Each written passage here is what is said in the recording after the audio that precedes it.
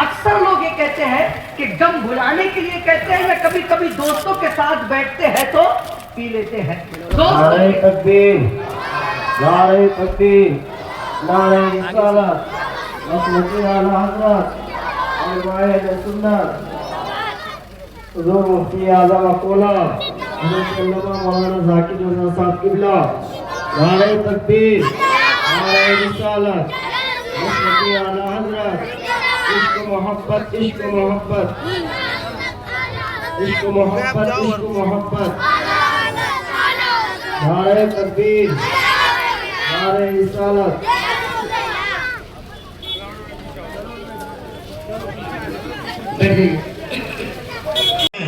رفعت والے ہیں، بلندی والے ہیں، مگر ہمارا نبی ہے. تڑپ کے کہہ دیں ہے کہ نہیں؟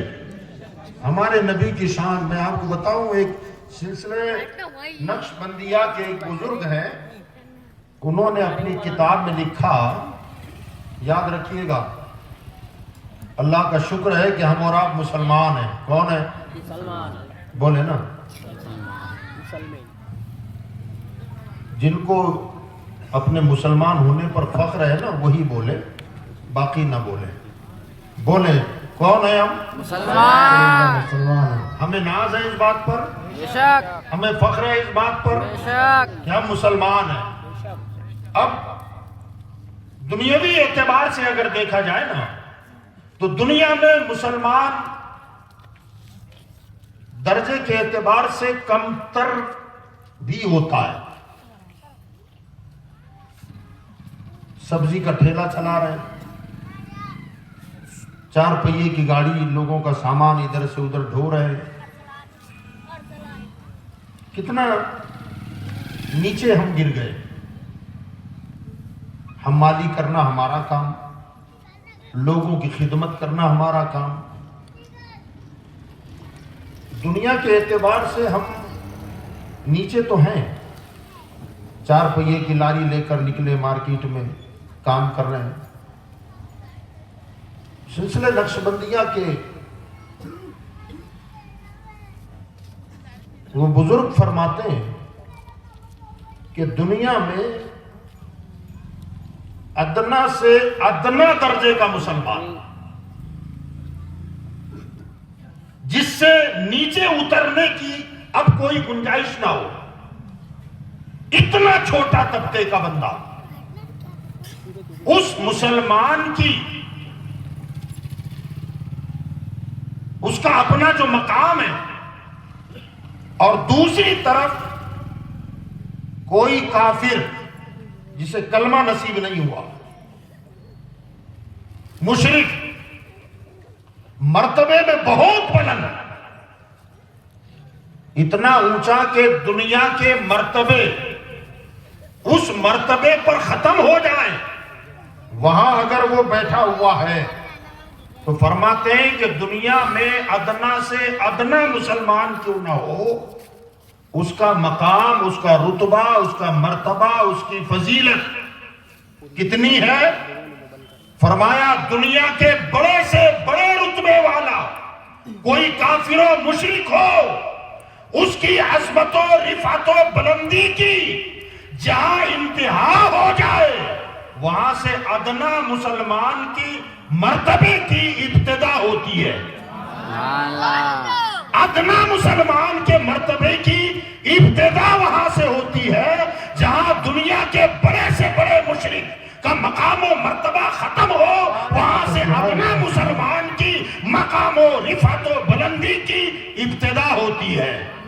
فرما ایک ادنا مسلمان کے مقام و مرتبے کی، رفعت و بلندی کی جہاں انتہا ہو جائے، وہاں ایک سچے مومن کے مرتبے کی ابتدا ہوتی ہے.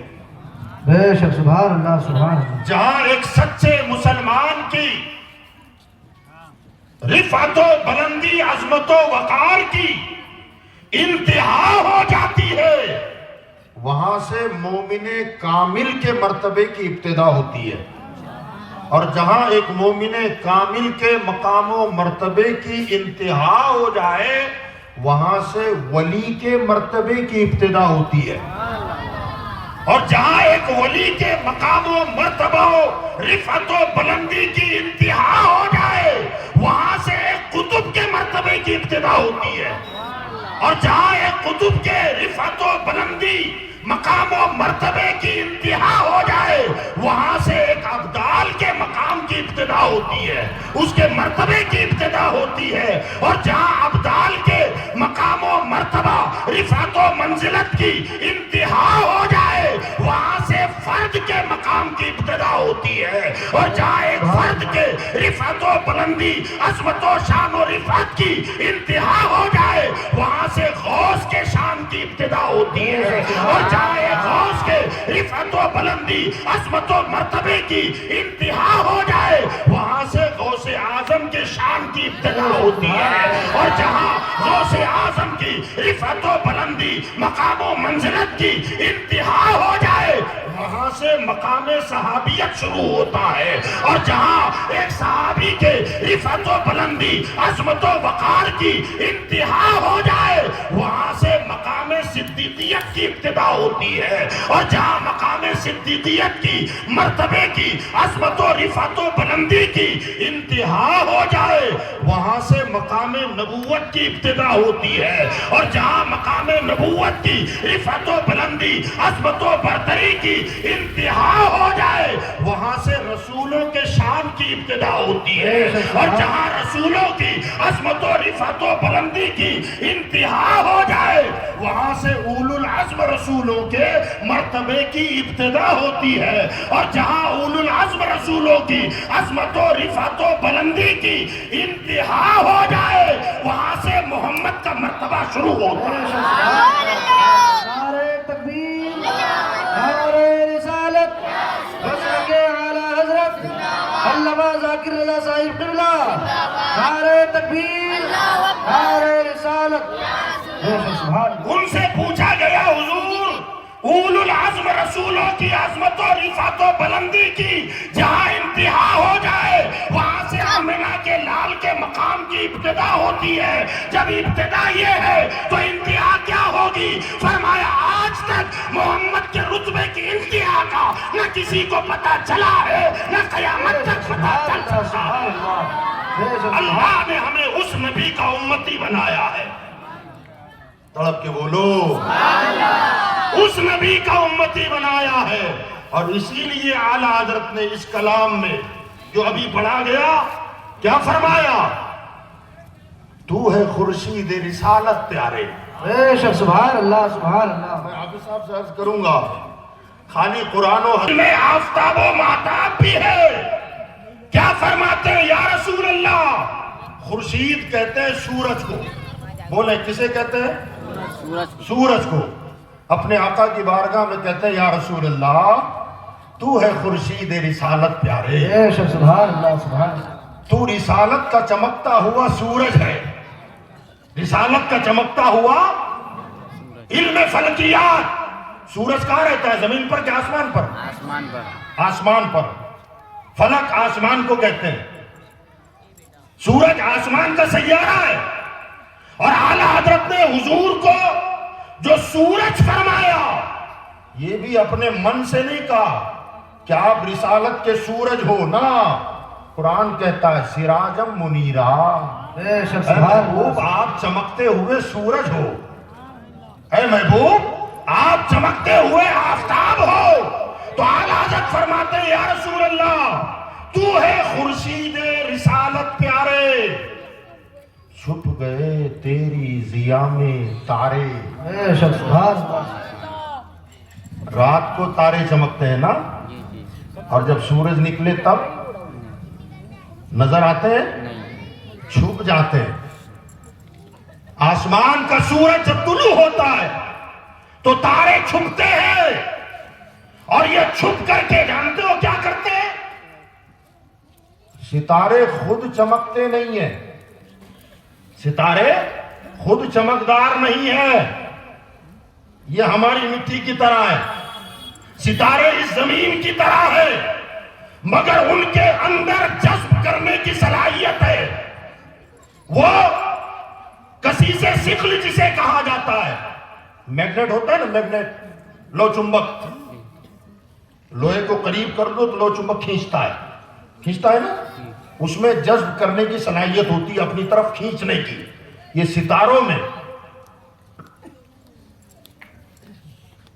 یہ طاقت اللہ نے رکھی ہے، وہ ہے تو خود ایک دم بھدے، مگر وہ رات کو چمکتے کیسے ہیں؟ ایک وہ تسبیح نکلی تھی، تسبیح دیکھیے، کون سی؟ ریڈیم دیکھا ہے؟ ریڈیم خود چمکتا ہے جی؟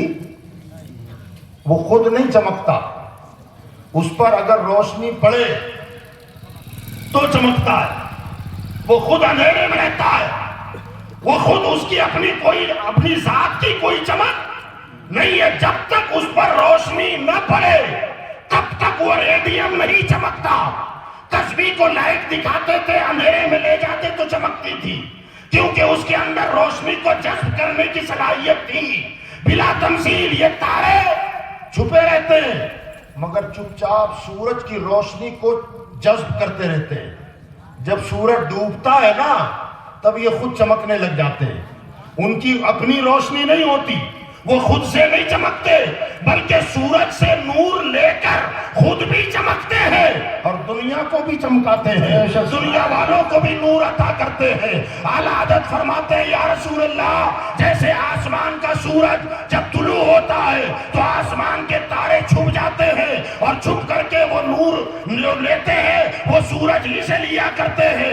آپ فرماتے ہیں یا رسول اللہ، آپ آفتاب رسالت ہیں، آپ رسالت کے آسمان کے سورج ہے، اور سارے انبیاء 1,24,000 کم و بیش یہ کیا ہے؟ فرماتے ہیں یہ تاروں کی طرح ہے، یہ چمکدار تاروں کی طرح ہے، مگر معاملہ یہ ہے کہ فرماتے ہیں تو ہے خورشید رسالت پیارے، چھپ گئے تیری ضیا میں پیارے، انبیاء اور ہیں سب مہ پارے، اس سے ہی نور لیا کرتے ہیں۔ یا رسول اللہ، آدم چمکے یہ مصطفیٰ کا نور تھا، شیش چمکے یہ مصطفیٰ کا نور تھا، دانیال چمکے یہ مصطفیٰ کا نور تھا۔ اسی لیے اعلیٰ حضرت فرماتے ہیں کہ چمک تجھ سے پاتے ہیں سب پانے والے، چمک تجھ سے پاتے ہیں سب پانے والے، میرا دل بھی چمکا دے، چمکانے والے، میرا دل بھی چمکا دے، چمکانے والے۔ تو ہمارے آقا صلی اللہ علیہ وآلہ وسلم ایسے چمکدار ہیں کہ انہوں نے نبیوں کو بھی چمکایا۔ آج ہمارے سینوں میں جو ایمان چمک رہا ہے یہ مصطفیٰ کا صدقہ ہے۔ بے شک بے شک، حق۔ یاد رکھیں ہماری اپنی کوئی عظمت و رفعت نہیں ہے، اللہ نے ہمیں اپنے اس نبی کا امتی بنایا جو تمام نبیوں کا تاجدار ہے، امام الانبیاء ہے۔ اس نبی کا امتی ہونے کا شرف اللہ نے ہم کو اور آپ کو عطا بے شک، فرمایا۔ حق، سبحان اور اللہ۔ یاد رکھیے گا جس کا جتنا اونچا مرتبہ ہوتا ہے نا، رتبہ جس کا جتنا اونچا ہو وہ اپنے آپ کو اتنا ہی محفوظ کرتا ہے۔ یہ دیکھا ہے آپ نے؟ ہاں یا نہ؟ ذرا سمجھا دوں آسان کر کے، دنیاوی اعتبار سے آپ کے یہاں کلیکٹر ہیں؟ ہاں، ایس پی ہے نا، جج، کورٹ تو ہے نا آپ کے یہاں، کچہری، جج ہے، ایمانداری سے بولو، انسان ہے کہ جنات ہے؟ ہاں، انسان ہے نا۔ مگر کیا کبھی آپ نے اکولا شہر میں کسی جج کو کسی پان کی دکان پر پان کھاتے دیکھا؟ کپڑے کی دکان سے کپڑا خریدتے دیکھا؟ کسی کلیکٹر کو، کسی ایس پی کو نکڑ پر کھڑے ہو کر لوگوں کے ساتھ گپے ہانک رہا، ٹیبل پہ بیٹھ کے چائے منگا رہا ہے، پان کھا رہا ہے اور بیٹھا ہوا ہے باتیں کر، ایسا دیکھا ہے آپ نے؟ کیوں؟ عام گیدرنگ جہاں ہوتی ہے وہاں آنا جانا ہے اس کا، ٹہلتا گھومتا ہے، آخر وہ بھی انسان ہے، اس کا دل نہیں کرتا ہوگا کہ یار سارے لوگ کھلے عام چائے پیتے ہیں، پان کھاتے ہیں، گپے لڑاتے ہیں، ٹیبلوں پہ بیٹھ کے رات بھر کرسیاں توڑتے ہیں، میرا بھی دل کرتا ہے کہ میں بھی ذرا یار دوستوں میں بیٹھوں، کہیں پان کھاؤں، کہیں چائے پیوں، کسی بازار میں ٹہلوں، کہیں سے کچھ شاپنگ کر لوں۔ آخر وہ کیوں نہیں کرتا؟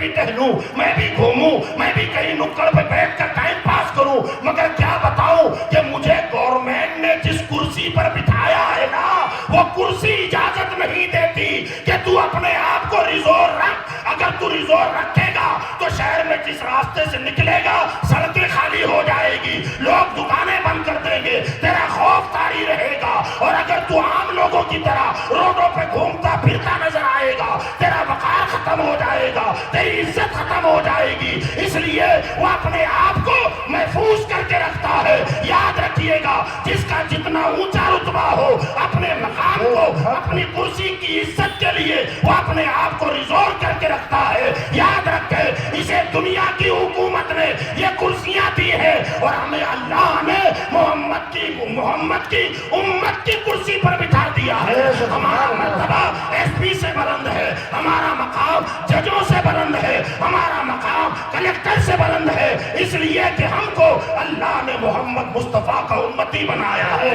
یاد رکھیے گا, اب میں یہ نہیں کہتا کہ آپ چائے نہ پیئیں, میں یہ نہیں کہتا کہ آپ پان نہ کھائیں, میں یہ نہیں کہتا کہ آپ روڈ پہ چلنا بند کر دیں. نہ, اس میں مقام اور مرتبہ کیا ہوتا ہے. یاد رکھیے گا, عام بندہ عام ہی ہوتا ہے اور خاص ہی ہوتا ہے. اپنے آپ, اپنی عزت, اپنی زبان, اپنے آپ کو محفوظ کر. گرا بہا ہے تو حفظ خودی سے ہے, ورنہ گوہر میں آب گوہر کے سوا کچھ اور نہیں. گوہر کہتے موتی کو. گوہر کسے کہتے ہیں؟ سچے موتی جو ہوتے ہیں نا, سچے موتیوں کی قیمت لاکھوں میں ہوتی ہے, لاکھوں میں بکتے ہیں مارکیٹ میں. اور یہ موتی ہے کیا؟ بنتا کیسے ہے؟ حقیقت یہ ہے کہ یہ موتی پانی کا ایک قطرہ ہے. کیا ہے؟ پانی ہے, پانی. اور پانی کا بھی ایک قطرہ ہے. وہ سیپیاں جو ہوتی ہیں نا, سیپ دیکھی ہے آپ نے, وہ بند ہوتی ہے پیٹی اور صندوق کی طرح. ایسی پیٹیاں سیپیوں کی سمندر کی تہ میں ہوتی ہیں. لیکن بارشوں کا موسم جب شروع ہونے والا ہوتا ہے, انہی بارشوں کے موسم میں کوئی ایک خاص برسات برستی ہے جس کا علم ہمیں آپ کو نہیں ہوتا, مگر سمندر کی تہ میں رہنے والی وہ سیپیوں کو اللہ پتہ نہیں کیسے علم دے دیتا ہے کہ آج جو بارش برسے گی وہ موتیوں کا پانی برسے گا. وہ سیپیاں سمندر سے باہر آتی ہیں اور سمندر کے اوپر, پانی کے اوپر آ کر اپنے صندوق کے منہ کو کھولتی ہے. آسمان سے پانی کا قطرہ ٹپکتا ہے, وہ بند ہو جاتی ہے اور بند ہو کر سمندر کی تہ میں چلی جاتی ہے, اور اندر پھر پانی کے تھپیڑے لگتے ہیں, ادھر سے ادھر پٹکتی رہتی ہے, مگر محفوظ رہتی ہے, اپنے آپ کو اندر چھپا کے رکھا ہے. پھر کچھ مہینے گزرتے ہیں, کچھ سال گزرتے ہیں, اس کے بعد سمندروں میں غواصی کرنے والے لوگ سمندروں میں جب اترتے ہیں, وہ سیپیاں چنتے ہیں اور باہر نکال کے لاتے ہیں. جب اسے کھولتے ہیں, اب اس میں سے نکلتا ہے موتی جس کی قیمت لاکھوں میں ہوتی ہے. اقبال کہتے ہیں کہ اس موتی کے اندر تو پانی کا ایک قطرہ تھا, مگر اتنے قیمت والا کیسے ہو گیا؟ حقیقت میں تھا تو پانی, مگر یہ موتی بن گیا. اور موتی اتنا باقیمت کیسے ہو گیا, بیش بہا کیسے ہو گیا؟ تو وہ کہتے ہیں کہ ہے پانی کا قطرہ, مگر اس نے اپنے آپ کی حفاظت کی, اپنے آپ کو سمندر کی تہ میں رکھا, اپنے آپ کو عام نہیں کیا, ادھر ادھر بھٹکا نہیں ہے, آوارہ گردی نہیں کی, اپنے آپ کی حفاظت کی ہے. تو اللہ تعالیٰ نے اسے قیمتی بنا دیا ہے, بیش بہا بنا دیا ہے. اسی لیے یہ ہمارے اولیاء اللہ جو چلہ کشی کرتے ہیں, حجروں میں بیٹھ گئے تو 40 دن کے بعد باہر نکلتے ہیں, کوئی 6 مہینے کا چلہ, کوئی سال بھر کا چلہ کرتے ہیں. تو یاد رکھیے گا, یہ اولیاء اللہ ہے بھی تو انسان ہی نا, ہمارے اندر ہی سے نکلے ہیں, ہماری سوسائٹی سے نکلے ہیں, مگر آخر وہ اتنا قیمتی کیسے ہو گئے؟ تو یاد رکھو, پانی کا قطرہ جب سیپی میں جا کر اپنے آپ کو چھپا لیتا ہے اور اس کی یاد میں لگتا ہے, اللہ اس پانی کے قطرے کو موتی بنا کے باقیمت بنا دیتا ہے. اور ہمیں میں سے کوئی بندہ اپنے آپ کو نکالتا ہے اور پھر ایک کٹیا میں بند کر کے اسے یاد کرتا ہے. اللہ کسی کو غوث اعظم بنا دیتا ہے, کسی کو معین الدین اجمیری بنا دیتا ہے, کسی کو بابا تاج الدین بنا دیتا ہے, کسی کو حضرت مخدوم پاک بنا دیتا ہے, کسی کو امام احمد رضا بنا دیتا ہے, کسی کو مفتی اعظم بنا دیتا ہے. تو یاد رکھیں, اگر ہم دنیا میں بھی عزت و وقار چاہتے ہو, اپنے آپ کا تحفظ کرنا سیکھیں. بے شک سبحان اللہ, بے شک. بولو تو تول کے بولو, ہے نا. یاد رکھیے گا, جس کا مرتبہ اونچا ہوتا ہے وہ ہمیشہ بک بک نہیں کرتا, جتنے کی ضرورت ہوتی ہے اتنا بولتا ہے. اور جب بولتا بھی ہے تو لوگ کان لگا کے سنتے ہیں کہ یار کچھ تو بولا. اور معاملہ یہاں تک ہوتا ہے کہ بات جو دنیاوی اعتبار سے بتا رہا ہوں, دینی اعتبار سے تو مقام ہے ہی بلند, دنیاوی اعتبار سے بھی. آپ نے منتریوں کو دیکھا ہوگا, بڑے بڑے عہدوں پر جب ہوتے ہیں, ان کا فنکشن ہوتا ہے, پروگرام ہوتا ہے, اور انہیں باقاعدہ اسپیچ دینی پڑتی ہے نا, تو ڈائریکٹ آ کے مائک پر بولنا شروع نہیں کرتے, پہلے لکھتے ہیں. لکھنے کے بعد باقاعدہ اسے کئی لوگوں کو پڑھواتے ہیں, ذرا بھی اس میں مسٹیک ہو اسے بدل دیا جاتا ہے. کیوں کہ اگر میں ابھی بولوں گا ایک لفظ بھی غلط نکل جائے, میڈیا کی سرخیوں میں آ جائے گا, اخباروں میں چھپ جائے گا, پتہ نہیں کیا سے کیا ہو جائے گا. اور بعضوں کا مرتبہ تو وہ ہوتا ہے کہ اگر وہ بول دے تو پورے ملک کی تقدیر بن جاتا ہے. اس لیے بہت سوچ سمجھ کے بولا کرتے ہیں. جب دنیا کا کرسی والا بولنے پر کنٹرول رکھتا ہے تو مسلمانوں تم تو مدینے والے کے امتی ہو. بے شک سبحان اللہ, سبحان اللہ. ہمارا مرتبہ بہت اونچا ہے, ہم بولیں تو سوچ سمجھ کے بولیں. بے شک. زندگی گزاریں اپنے آپ کو ریزور رکھتے ہوئے زندگی گزاریں. یاد رکھیے گا, ہم اور آپ اللہ کے کرم سے مسلمان ہیں. بے شک حق. جب مسلمان ہیں تو ہمیں مسلمان بن کے رہنا بھی ہے, مسلمان دکھنا بھی ہے. وَلَا تَمُوتُنَّ إِلَّا وَأَنْتُمْ مُسْلِمُونَ. اللہ فرماتا, لوگو تمہیں موت نہ آئے مگر اس حالت میں کہ تم مسلمان ہو. کیا مطلب ہے؟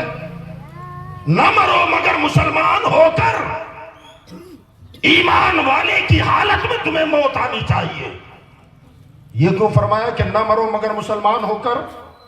اس لیے کہ موت کا کوئی بھروسہ ہے کہ کب آئے گی, صبح ہوگی کہ نہیں ہوگی کس نے دیکھا, اٹھ کے گھر جا پائیں گے کہ نہیں جا پائیں گے کس نے دیکھا.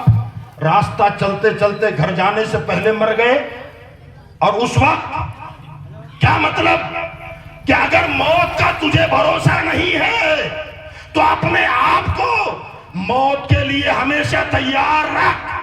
ہر گھڑی مسلمان بن کے رہے. تیری زبان مسلمان ہو, تیری آنکھیں مسلمان ہو, تیرے کان مسلمان ہو, تیرے اعضاء مسلمان ہو, تیرا باطن جیسے مومن ہے ایسے تیرا ظاہر بھی مسلمان ہو. اور ہمیشہ موت کے لیے تیار رہے کہ اگر ابھی موت آئے الحمدللہ میں مسلمان ہوں. بے شک. نعرہ تکبیر, حالت میں آئے. نعرہ رسالت, مسلک اعلی حضرت حضرت علامہ مولانا ذاکر رضا صاحب قبلہ. نعرہ تکبیر, نعرہ رسالت. بے شک سبحان اللہ, سبحان اللہ. موت آئے ہر کبھی بھی آ سکتی ہے, ہمیں ہر گھڑی تیار رہنا ہے. فرمایا ہمیشہ مسلمان بن کے رہو نا, پھر موت رات کو آئے, دن کو آئے, چلتے آئے, بیٹھتے ہوئے آئے, یا نیند میں سوتے سوتے آ جائے, الحمدللہ میں پرفیکٹ مسلمان بن کے اگر رہوں, جب بھی موت آتی ہے تو پھر ہم استقبال کرتے ہیں. اور اقبال نے کہا تھا کہ نشان مرد مومن بوت گویم چوں مرگ آیت تبسم بر لبے ہوں. میں تجھے سچے مسلمان کی پہچان بتاتا ہوں. دیکھ لے, مرتے وقت اس کے چہرے پر اگر تبسم, مسکراہٹ اور ہنسی آ جائے نا تو سمجھ لے یہ پکا مسلمان ہے. اور موت کے وقت گھبراہٹ ہو, بے چینی ہو, منہ سے چھاگ نکل رہا ہو, آنکھیں پھٹ رہی ہو, تو سمجھ لے ڈر کیوں رہا ہے, خوف کیسا, پریشانی کیسی. اگر سچا مسلمان ہوتا نا تو موت سے ڈرتا نہیں, بلکہ موت کو کہتا ہو ملک الموت جلدی کر بے شک میری روح نکال تاکہ مصطفیٰ کی زیارت کر بے سکوں شک سبحان اللہ سبحان اللہ نبی کا دیدار کر سکوں اس لیے کہ میں نے زندگی بحیثیت مسلمان گزاری ہے مجھے موت کا ڈر نہیں ہے یاد رکھیں موت ڈرنے والی چیز ہی نہیں ہے مگر ہمیں ڈر لگتا ہے موت ایسی چیز نہیں ہے جس سے ڈرا جائے جس سے خوف زدہ ہم ہو جائیں پھر آخر بندہ ڈرتا کیوں ہے تو موت سے نہیں ڈرتا اپنے اعمال سے ڈر لگتا بے شک حق اعمال برے ہیں نا جھوٹ بولا غیبت کیا گالی گلوچ یہ تیری میری اس کی لوگوں کو آج اپنی ذات سے زیادہ لوگوں کی فکر ہے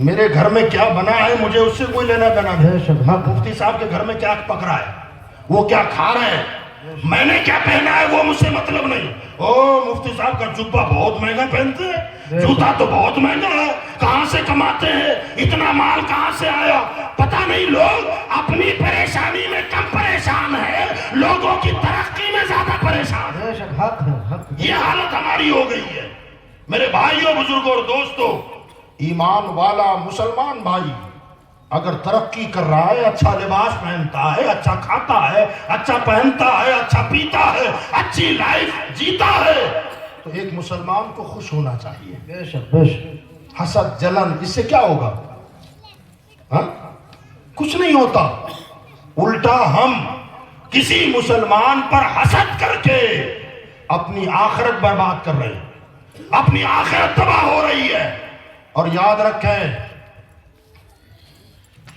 ایک صحابی گزرے ہیں کہتے سبحان اللہ سبحان اللہ سبحان اللہ جو روزانہ روزہ رکھتے تھے رات بھر نماز پڑھتے اور ہر دن ایک قرآن پورا پڑھتے تھے سبحان اللہ سبحان اللہ فرماتے ہیں کہ ایک دن حضور صلی اللہ علیہ وسلم مسجد نبوی میں بیٹھے ہوئے ہیں صحابہ کا مجمع ہے گفتگو چل رہی ہے اچانک حضور صلی اللہ علیہ وسلم نے ارشاد فرمایا کہ ابھی مسجد کے اس دروازے سے ایک جنتی بندہ آئے گا سبحان اللہ سبحان اللہ گھر سے وضو کر کے آ رہا ہے چہرے پر اور اعضائے وضو پر پانی کا اثر موجود ہے فرماتے سارے صحابہ کی نظر دروازے پر ایک صحابی آئے ہاتھوں میں چپل اٹھائی سلام کر کے آگے گئے صحابہ نے دیکھا اچھا یہ دوسرا دن ہوا لوگ بیٹھے ہیں حضور نے پھر ارشاد فرمایا اس دروازے سے ایک جنتی شخص آئے گا بے شک سبحان اللہ اور گھر سے وضو کر کے آ رہا ہے جیسے لوگوں کی توجہ اس طرف ہوئی تو وہی صحابی آئے جو کل آئے تھے تیسرا دن پھر آیا تیسرے دن ایسے ہی صحابہ بیٹھے ہمارے آقا نے فرمایا آج اس دروازے سے پھر وہ جنتی مرد آئے گا بے شک سبحان اللہ اتنے میں صحابہ نے جب دیکھا تو وہی 2 دن پہلے سے جو آ رہے تھے تیسرے دن بھی وہی داخل ہوئے اب وہ صحابی جو روزانہ ایک قرآن ختم کرتے تھے رات کو قیام کرتے دن کا روزہ رکھتے جنہیں حضور نے قرآن کی تلاوت کم کرنے کے لیے آرڈر دیا تھا روزہ کم رکھنے کا حکم دیا تھا وہ صحابی سوچ رہے ہیں کہ میں تو روزانہ ایک ختم قرآن کرتا ہوں روز روزہ رکھتا ہوں رات کو قیام کرتا ہوں میرے نبی نے اب تک مجھے جنتی ہونے کی بشارت نہیں دی آخر یہ بندہ کیا عمل کرتا ہوگا جسے نبیوں کے تاجدار نے ایک مرتبہ نہیں مسلسل 3 دن تک جنتی ہونے کی بشارت عطا فرمائی ہے اس کے عمل کو جانچنا چاہیے مجھے دیکھنا چاہیے آخر یہ نیکی کا کام کیا کرتا ہے بھلائی کا کام کیا کرتا ہے نمازیں کیسی پڑھتا ہے تلاوت کیسی کرتا ہے تو آپ فرماتے ہیں کہ میں محفل برخاست ہونے کے بعد ان کے پیچھے پیچھے چل چل پڑا. فرماتے میں جوان تھا, میں ان کے دروازے تک ان کے پیچھے گیا. وہ جب گھر میں داخل ہونے لگے میں نے سلام کیا, انہوں نے جواب دیا اور میری طرف مڑ کے دیکھا. تو میں نے کہا چاچا میں اگر آپ کے یہاں 2 دن مہمان رہ جاؤں تو کوئی حرج ہے اس میں؟ تو انہوں نے کہا بھتیجے کوئی بات نہیں, یہ آپ کا اپنا گھر ہے, میرے یہاں 2 دن نہیں 3 دن قیام کر سکتے ہو. اچھا دور تھا نا, اچھے لوگ تھے. مدینہ ہی کا رہنے والا, اکولا کا رہنے والا کوئی بندہ آپ کے یہاں آ کر کہے کہ مجھے 2 دن مہمان رکھو تو آپ رہنے دیں گے کیا؟ تیرا گھر نہیں ہے کیا؟ اگر وہ کہے کہ نہ میرے ابا کے ساتھ جھگڑا ہوا ہے تو چاچا کہے جا, ماما کے گھر جا, رشتہ داروں میں جا, میرے گھر کیوں آیا ہے؟ یاد رکھیں مسلمان, ہر مسلمان ایک دوسرے کے بھائی ہے. کیجئے 3 دن رک جاؤ, مقصد کچھ اور تھا, رک گئے. روزانہ ان کو دیکھ رہے ہیں یہ کیا کرتے ہیں. ذرا دیکھیں آپ, آج ہماری نظریں کہاں ہیں؟ کسی کی کھڑکیوں میں جھانکنا, پرسنل لائف میں نظر کرنا, کیا کر رہا ہے؟ قرآن کہتا وَلَا تَجَسَّسُوا, مسلمانوں کی جاسوسی نہ کیا کر. وَلَا يَغْتَبْ بَعْضُكُمْ بَعْضًا, ایک دوسرے کی غیبت نہ کیا کر. وَلَا تَجَسَّسُوا, مسلمانوں کی جاسوسی نہ کیا کر. وہ بند کمرے میں کیا کرتا ہے, وہ اندھیرے میں کیا کرتا ہے, ارے وہ جو کرتا ہے وہ جانے, اس کا رب جانے. میں کیا کرتا ہوں مجھے یہ دیکھنا ہے. ہم کیا کر رہے ہیں؟ آج ہم سے زیادہ, اپنے آپ سے زیادہ ہمیں دوسروں کی فکریں ستا رہی ہیں. تو وہ کہتے کہ میں ان کے یہاں قیام پذیر ہوا, رکا تاکہ دیکھوں تو کہ جسے 3 مرتبہ حضور نے جنتی ہونے کی خوشخبری سنائی ہے وہ آخر نیکی کا کام کیا کرتا ہے. آج ہمارے اندر سے جذبہ نکل گیا, یہ شوق نکل گیا. اگر کوئی نیا نمازی بن گیا نا تو محلے والے بھی طنز کرتے ہیں, تانے دیتے ہیں, او 100 چوہے کھا کے بلی حج کو چلی. یہ ہو رہا ہے نا جی. بیچارہ وہ شرمندہ ہو کے نماز کو جانے والا چھوڑ دیتا ہے, اس کا گناہ کس کے سر جائے گا؟